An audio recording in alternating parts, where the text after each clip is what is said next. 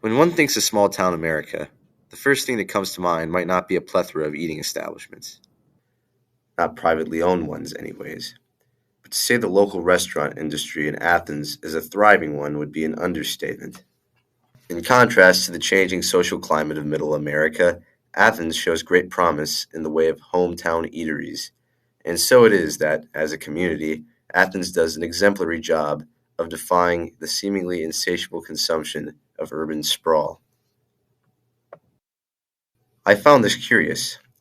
I concluded that to truly get a glimpse of the inner workings and history invested in keeping such establishments afloat, I had to isolate it. I had to narrow it down to a single manageable location that I could focus on.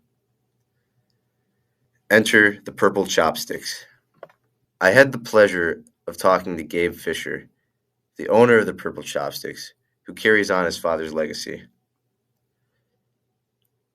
Ed Fisher, Gabe's father and the founder of the Purple Chopsticks, was a restaurateur back in his day. His eating establishments were household names in their time, and his original venture of Casa que Pasa is survived by the beloved Casa Nueva. Yeah, he's been in the restaurant industry for a while. A couple other restaurants. He started the Strawberry Patch, which was like in the 70s here in Athens. He had a restaurant called Beards, and he was one of the first people in Casa too. So for 30-odd years, Ed owned the Purple Chopsticks. It was his lengthiest business endeavor and by far his most successful.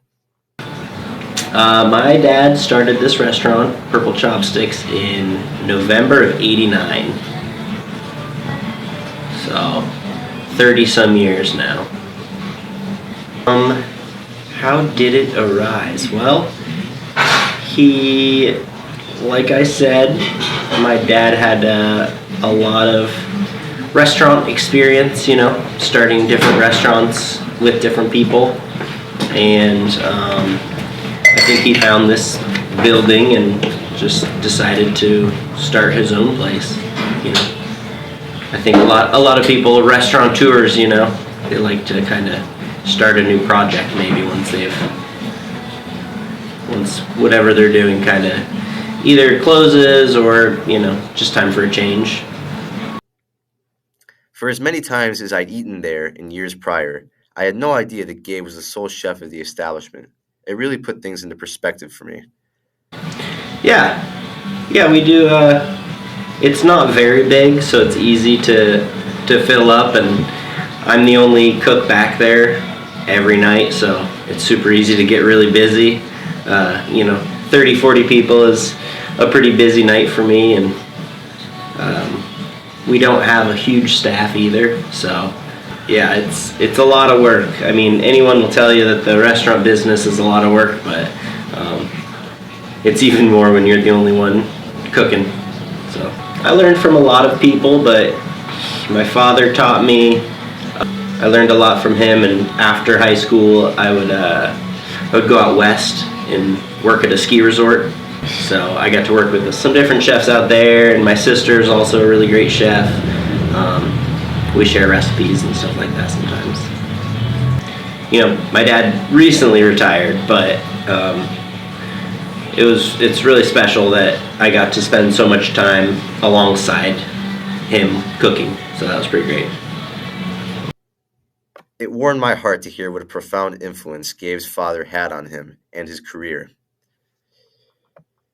Well, I've been like the sole chef in the kitchen for probably the past 15 years. But just recently, 2020, when COVID happened, we decided we were going to open back up and just do to-go. And he was kind of like, I think I could be done with this. So he kind of stepped down around that time, 2020. So the past 4 years I've been kind of in charge of everything, me and my wife, of course. Knowing that Gabe was capable of owning and managing the Purple Chopsticks whilst also being the driving force behind the kitchen made me realize the level of dedication that goes into a place like this. That even a modest space on a busy avenue in a college town can be transformed into a thriving business. I felt that before I signed off, I had to get Gabe's 2 cents on the whole issue. Yeah, I mean, I think, Athens is very unique. It's a very unique town. A lot of cool people.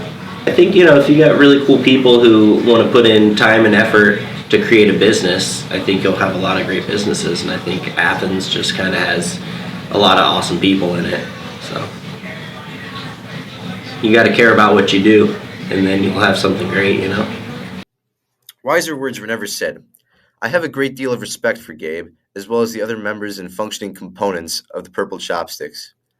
It's good to know that in a place which might otherwise be culinarily dominated by corporate America, Athens, Ohio, on the cusp of the Midwest, has stood its ground.